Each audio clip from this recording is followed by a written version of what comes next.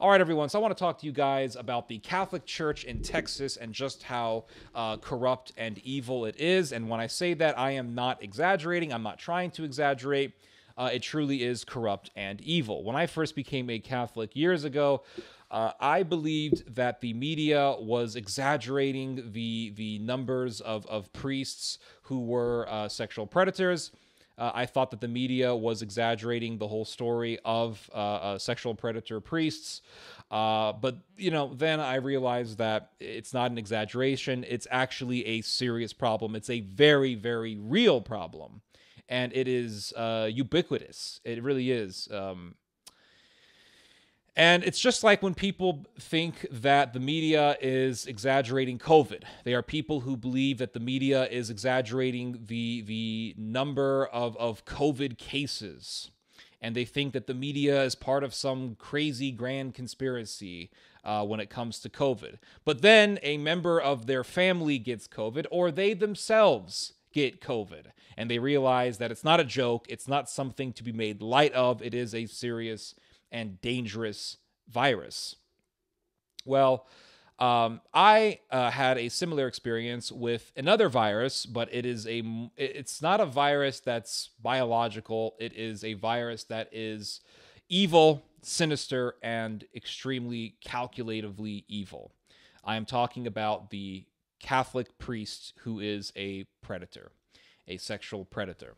I have met Catholic priests who are indeed predators, and when trying to get the Catholic Church to actually do something about these creeps, the Catholic Church did nothing about these people. Just to give you guys an example, and I've talked about this in my prior videos, there was a priest that I met in the Diocese of Austin, Texas. His name is Robert L. Kinsel. Better known as Father Bob. Father Bob. So nice. Father Bob. Yes, Father Bob. Your friendly neighborhood Catholic priest, right? Very educated, very intellectual.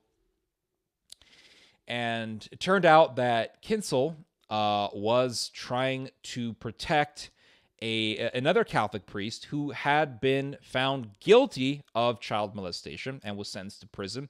His name was Father Robert Hrdlicka. And Kinsel was trying to protect Hrdlicka from justice, from punishment, because when the authorities were going to put this guy behind bars, when the court system was going to put this guy behind bars, Kinsel begged the authorities, don't put this guy in prison. Put him in a Catholic rehab center. Oh, yes, Catholic rehab center. That's a real punishment. He wanted Hrdlicka to live in some Catholic resort where he can just make jokes and laugh with his little, fellow friends of the collar, so to speak. I went to the Diocese of Austin. I did what everyone tells me to do. Go to the bishop. Go to the diocese. Report the problem. They'll take care of it. Let them handle it. I went to the Austin Diocese. I provided them all the evidence that made the situation extremely undeniable. And the diocese told me that there's nothing they can do about it. That's for the Pope to decide whether or not to have Kinsel removed or have him excommunicated. That's for the Pope to decide, not for the diocese to decide. So the diocese did absolutely nothing.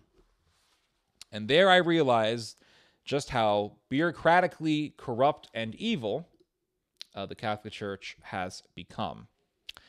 There was another priest that I met, Yarbrough. This guy was indeed a sexual predator.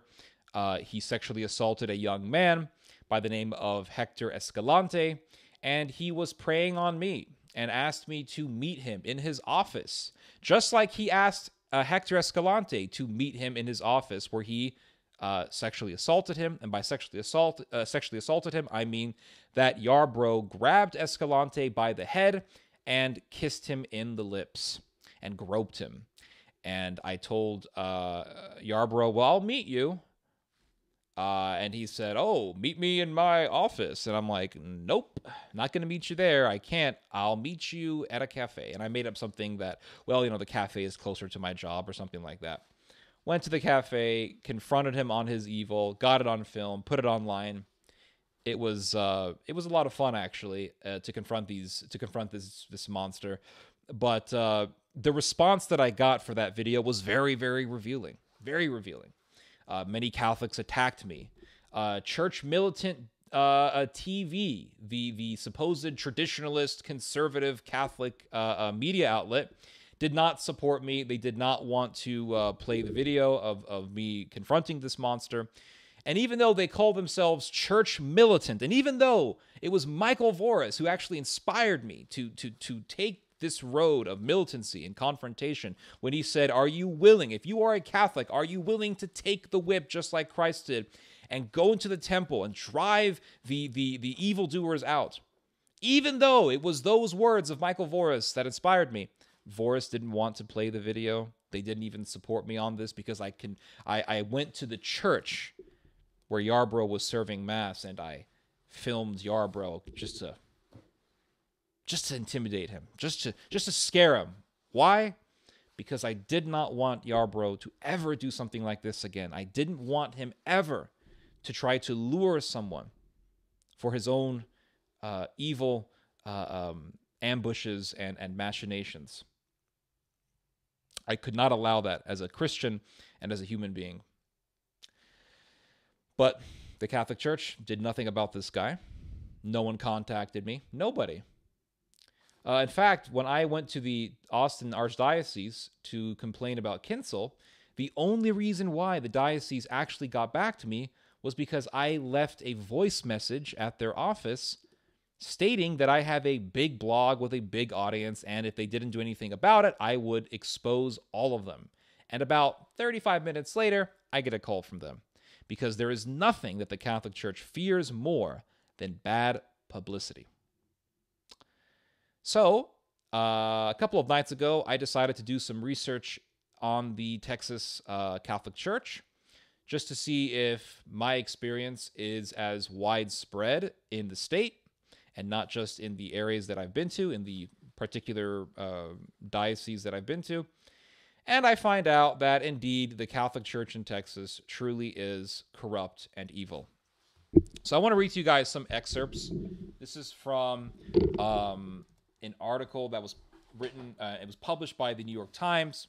Let me just get this out of the way here. And it talks about how the diocese, well, not the diocese, but the Catholic Church in Texas released a list of priests who have been credibly accused of sexual crimes, and the number of priests on this list is 286, right? So nearly 300 priests, and these are priests who were credibly accused of committing sexual abuse within the last 8 decades or so. Many of these priests are dead, and some of them were prosecuted. So the article says in the beginning, let's see here. It says, the Roman Catholic Church in Texas on Thursday released the names of almost 300 priests who it said had been credibly accused of child sex abuse over nearly 8 decades. The action was the latest in a wave of disclosures by the church as it faces a series of federal and state investigations into its handling of sexual misconduct. So the only reason why the Catholic Church in Texas released this list is because the government has put the boot on its neck. And that is a point that I want to stress in this video, because there are Catholics, there are many Catholics who will say, oh, look, the government is persecuting us. The government is persecuting the Catholic Church by forcing the Catholic Church to reveal its pedophiles, as if this is... It just boggles my mind. It blows me away. I cannot fathom this way of thinking. I cannot fathom that people would actually think that the government putting its boot on the neck of the institution of the Catholic Church to force the institution to reveal its pedophiles is persecution. For the life of me, I cannot imagine why people would think this way. But they are people who think this way. I used to know a guy who thought this way, Andrew Biazad. I debated him on this. You can watch it. It's on my YouTube channel. Just look up Theodore Shubot debate. You'll see it. It's on the Catholic Church in Australia, because the government in Australia had a little brain glitch there. The government in Australia told the Catholic Church, listen, you guys are not revealing your pedophiles. You guys are not cooperating, or you're not really working with law enforcement and with the government to bring these pedophiles to justice. You're not really working with us, so we're going to have to force you. And the government of Australia said that if a priest goes into the confessional and tells the priest in the confessional that he molested a child, or that he sexually assaulted someone who's underage, that the person in the confession, the priest who's hearing the confession, has the obligation to go to law enforcement and report it. And that is a no-brainer. I mean, it's something that really goes without saying. You don't need to have a degree in theology to come to the conclusion that this is a good thing. It's not only good, it's absolutely necessary. I mean, if the church, the institution of the church, is not cooperating with law enforcement, then the government has absolutely every right to go to the institution and say, if a priest is telling another priest in the confessional that he has sexually assaulted someone, you, as the person hearing this in the confessional booth, has an obligation to go to law enforcement, to go to the authorities. It's a no-brainer. It's not unreasonable. But you have people like Andrew Biazad, who I debated on this, saying, oh, this is persecution. It's a slippery slope, guys. No, it's not. It's not persecution. They were Christians who were fed to the lions for literally just believing in Jesus Christ. They were Christians who were fed to the lions for preaching Jesus Christ. They were Christians who were murdered for preaching Jesus Christ.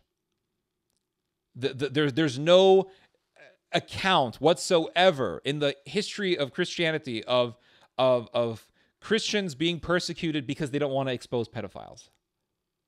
That doesn't exist in Christianity. For the first time ever in Christian history, you have people saying, well, the church is being forced to expose pedophiles. It's persecution. Not persecution. Shut the hell up. That's bullcrap. And if you believe that, you're a tool, or you are just malicious and you're insidious. This is why you need government. This is why you need government. What does St. Paul say in his letter to the Romans? He describes the government as the one who holds the sword of God, the one who wields the sword of the vengeance of God. He's willing to, he has the authority to, I should say, to unsheathe that sword of God's justice and use it against evildoers. Well, aren't these priests evildoers? Now look what it says here. This is from the New York Times article. They are an estimated 8.5 million Catholics in Texas, according to the Texas Catholic Conference of Bishops, making it one of the most heavily Catholic states in the country. The church there has been in a state of crisis since dozens of local and federal agents raided the offices of the Archdiocese of Galveston-Houston in November. This is from 2019. As part of an investigation into a sexual abuse case. So again, the only reason why the Catholic Church in Texas is has put this list out is because the state got on the church's neck. That's the only reason why. The different Texas dioceses aren't doing this because, they really just love the children and they want to protect the children from predators. They're doing this because they're being forced to do it by the state, hence why we need government, everyone. Mark Rylander, and I'll get to this, is really fascinating. Not fascinating, but this is really revealing. Mark Rylander, a spokesman for Texas's Attorney General, Ken Paxton, said his office was prepared to respond to any request for assistance by local and federal law enforcement agencies. Quote, "We have not received any such requests, but we are ready to provide assistance to local prosecutors in accordance with state law and original criminal jurisdiction," Mr. Rylander said in an email. So in other words, the Texas Attorney General says, through its spokesman, hey, Catholic Church, if you're willing to work with us, to give us details, to give us information on sexual predators in the priesthood, we are definitely willing to work with you, and rightfully so. And the spokesman for the Texas Attorney General says, we haven't gotten any requests to work with law enforcement from the Texas Catholic Church. In other words, the Texas Catholic Church does not want to work with law enforcement. It does not want to work with law enforcement. Again, corrupt and evil. It's amazing. And people get mad at me when I say I think that God is going to punish the Catholic Church in the future, just like he punished Jerusalem. Yeah. Oh, no, the media is exaggerating. This is not an exaggeration. If the Catholic Church really, really wanted to get rid of this problem, why is the Catholic Church not willingly working with law enforcement? It's not. It's not doing a damn thing. So it says here that the list is actually most likely bigger because the number of names in this list is at around, it's close to 300. It's 283 or 286. Let me look it up here. I had it up here. Oh,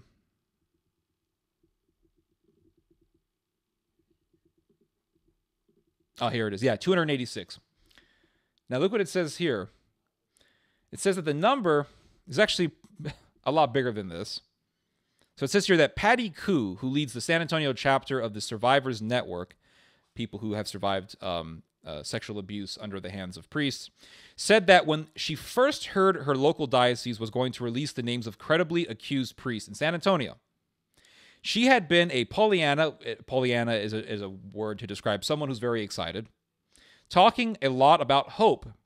But reading the report produced by the Archdiocese of San Antonio on Thursday, quote, leaves a really bad taste in your mouth, she said. When I read the report, I just thought, oh my God, this isn't good. They can't have no reports of sexual abuse in the last 10 years. Come on. I think we are a long way from justice. I really do, and I completely agree with her. The list is not just 286. Many of these names are of priests who are dead. Many of the cases in Texas were from the 1950s, 1960s. And so people will look at the list and say, oh, look, we haven't had a case in San Antonio in the last 10 years. You see, it's great. All those guys, they're dead. They were doing their crimes in the 50s, in the 40s, in the 60s, But yet, when I was in the Catholic Church, within just a short number of years, I was meeting priests who were predators. Here, I'll give you the list. Robert L. Kinsel, who covered up for a convicted child molester. Monsignor Michael Yarbrough, who was indeed a sexual predator. He died of COVID, but he was a predator when he was alive. Father Christopher Phillips in San Antonio covered up for a deacon who was a child molester. The deacon's name is Robert Orr, Deacon Orr. And Christopher Phillips was covering up for this guy for years. Yeah. I mean, and I met these people within a short number of years. It's like if you go into a town and someone says, hey, don't go into that town, there are a lot of murderers there. And within a few years, you meet like 3 or 4 murderers. You'd be like, yeah, there's a lot of murderers here. I met 3 or 4 of them already. It's sickening. It really is. The number is a lot bigger than that. The number is a lot bigger than what they're presenting on this list. It's not really surprising that the Catholic Church in Texas would not reveal all of the names.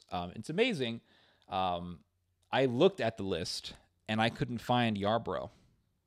Well, Yarbrough's not on there, even though Yarbrough sexually assaulted a young man years ago. Couldn't find his name on there.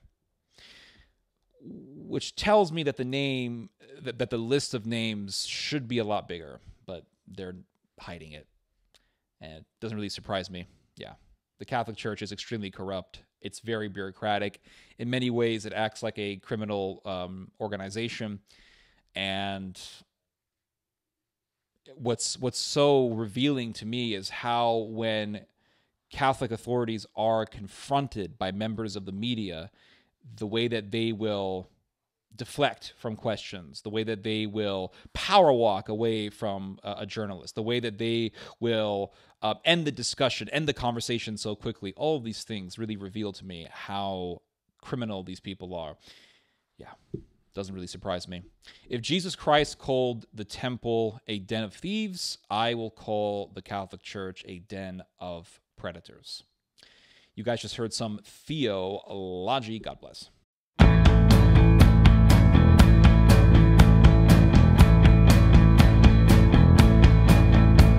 Цікаве питання, де моя родима, де моя айчина, хто мене чекає, Симбада Пілігрима. У тихім океані пливуть мої долоні, на Марсі мої очі, а вусни на болоті, у комару полоні. Зорочки, ось мої матулі у золотих кашулях. Зорочки, батька Млечний шлях. Зорочки, ось мої матулі у золотих кашулях. Зорочки, батька Млечний шлях.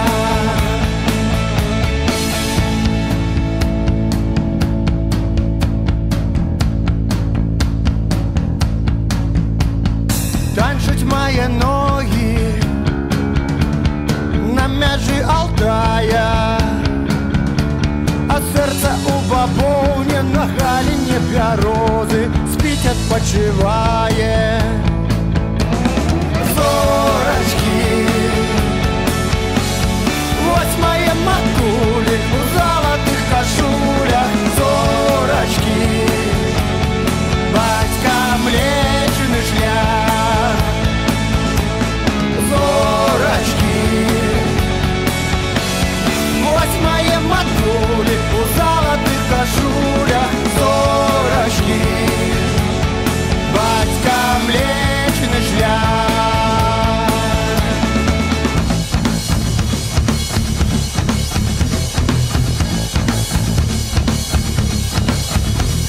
Квітка мандрагора заспяла